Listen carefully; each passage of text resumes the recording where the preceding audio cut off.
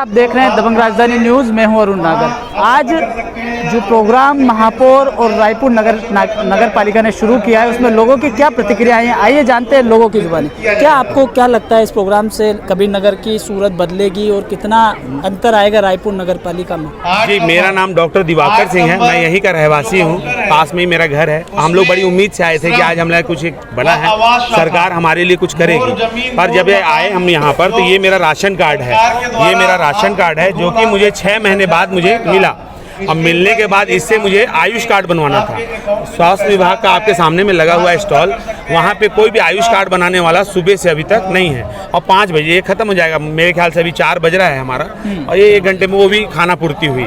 दूसरी चीज़, जिनकी ration card में आ गया है नाम, जिनका ऑनलाइन में दिख रहा है डेटा, उनका कार्ड यहाँ अवेलेबल नहीं है, ये कार्ड नहीं बना रहे हैं। और समस्याएं तो इतनी है हमारे कबीर नगर में कि पहली समस्या जैसे बताता हूँ कि जब से कबीर नगर बना है तब से यहाँ कभी भी रोड का निर्माण नहीं हुआ, ड्रेनेज सिस्टम नहीं हुआ। ड्रेनेज सिस्टम का यहाँ इतना बुरा हाल है, इतना बुरा हाल है। अगर आपके घर का कुछ भी वेस्ट पानी अगर आता है वो भर गया तो आपको खुद साफ कराना है। उन्होंने जो नीचे नाली जो बनाई है वो उसका कनेक्शन किया है दूसरे ड्रेनेज में किया है कि क्या है पता नहीं। कभी पार्षद से या फिर यहाँ के जो जोन कितना कंप्लेन करेंगे, किसको कंप्लेन करेंगे, कितना कंप्लेन करेंगे? कंप्लेन का अंबार है, कोई भी सुनने वाला नहीं है। हाउसिंग बोर्ड बोलता है मेरे पास पैसा नहीं है, मैं कुछ नहीं कर सकता। तो आप तो टैक्स देते हो, फिर टैक्स तो मैं दोनों को देता हूँ। हाउसिंग बोर्ड यहाँ पे मजे की बात ये है, मजे की बात ये है कि यहाँ पे हम लोग नगर निगम को देते हैं 1700-1600 रुपए वो लेते हैं और 3,000 रुपए ये ईएमसी लेते हैं। हम लोग को डबल टैक्स की मार होती है और सुविधाओं के नाम पे हमें कुछ नहीं दिया जाता।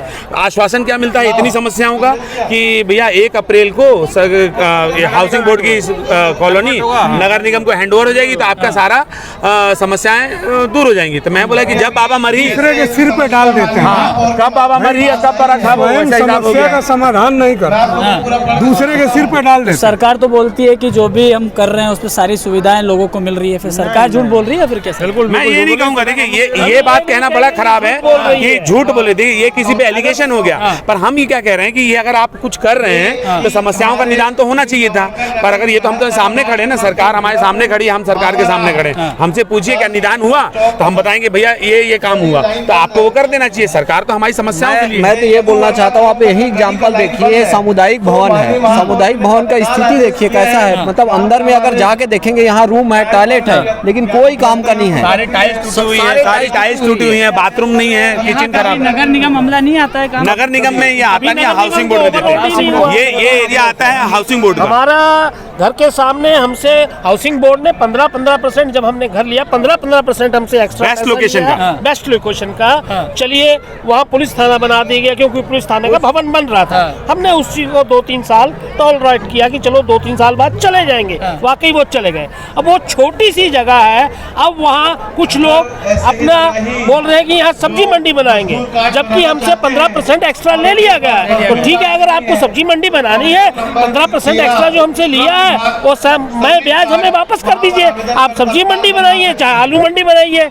2018 में हाई कोर्ट ने बोला कि उसका हाई कोर्ट का डिसीजन आया 1012 डिसीजन आया अतिक्रमण को लेके कि यहाँ के जो अतिक्रमण है, जो बेस्ट वैल्यू हमसे ले लिया गया, उन अतिक्रमण को हटाया जाए, तत्काल रूप से हटाया जाए। पर ये सरकार अभी तक एक भी अतिक्रमण यहाँ से नहीं हटा रही है। कुल मिला के जो आपकी उम्मीदें थी उस पर खरी है सरकार, मतलब ये जो नगर नहीं, मैं ये नहीं कहूँगा। देखिए कोरोना काल भी है, हमें इतना निष्ठुर भी नहीं होना चाहिए सरकार के प्रति, पर जागरूकता तो चाहिए ना, उनके कान में बात तो पहुंचानी चाहिए। मैं आपसे आज क्यों बात कर रहा हूं कि मीडिया के माध्यम से ही कम उनके तक बात जाए। मैं ये नहीं बोलूंगा कि वो खराब है, कोई आदमी खराब नहीं होता, पर उनकी व्यवस्था हम ही लोगों ने चुना है, वो खराब क्यों है?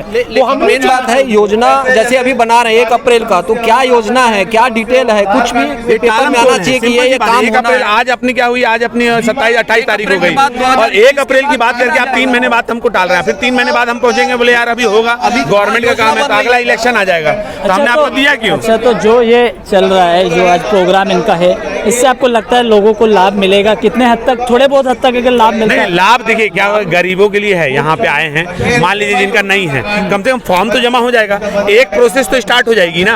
आज हम इसी बार, हम तो आशान्वित थे तभी तो यहाँ आए हैं, हम भी इसीलिए आए कि अपना राशन कार्ड लेके आएंगे, स्वास्थ्य कार्ड बनवाएंगे या आयुष कार्ड बनवाएंगे। ठीक है, नहीं आया तो अब देखते हैं, दबाव तो बनाएंगे आपके माध्यम से, अपने माध्यम से काम तो। कुल मिला के इन लोगों की जो बातें हैं वो साफ यही है कि हमारी जो उम्मीदें थी उसमें नगर पालिका का खरा नहीं उतर रहा है, और कुल मिला के इनको जो आश्वासन पहले दिया गया था उस पे सारा जो इनकी उम्मीदें थी वो खरी नहीं उतर पा रही है। मैं अरुण नागर, दबंग राजधानी न्यूज़, रायपुर।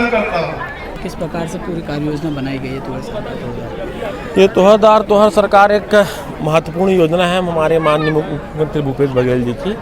इसमें यह है कि जनता का जो सीधा काम है, एप्लीकेशन लेने वाला काम नहीं हो रहा है। आप पता लगाएंगे तो यहाँ डायरेक्ट सभी का काम हो रहा है, और क्योंकि हमने इसकी पहले तैयारी करके रखी थी, हमारे सभी MIC मेंबर, सभापति सभी ने मिलकर ये प्रोग्राम को फाइनल किया है।